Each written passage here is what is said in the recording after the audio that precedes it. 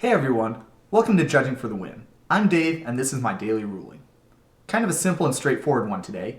Amy wants to use her Unsummon to return a grizzly bears from her graveyard to her hand.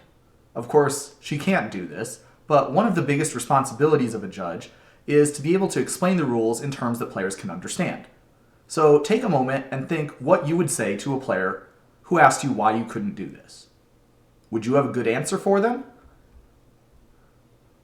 So first of all, I want to say that I don't consider a flavor-driven explanation to be a good answer. Something like unsummon is for undoing the action of summoning a creature to the battlefield.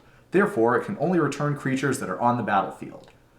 That has the benefit of making sense and being easy to understand, but that isn't exactly what you should be looking for as a judge.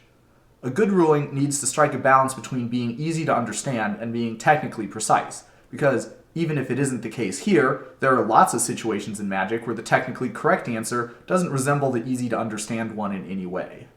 If a player asked me this, I'd start by explaining that Magic differentiates between creatures and creature cards. Creatures only exist on the battlefield, but once they hit the graveyard, the game considers them to be creature cards. Since Unsummon says that it can only target creatures, you can't get a creature card from the graveyard. Then, because seeing a practical example can really help drive the distinction home, I would show the player a card such as Raise Dead that uses the other templating so they could see what it looked like. If I were dealing with someone who had a little bit more advanced knowledge of the rules and was more curious as to why the situation described wouldn't work, I would point them to the appropriate section in the comprehensive rules.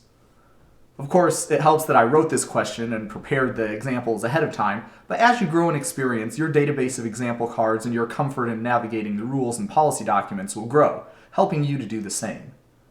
And that's all I have for you today.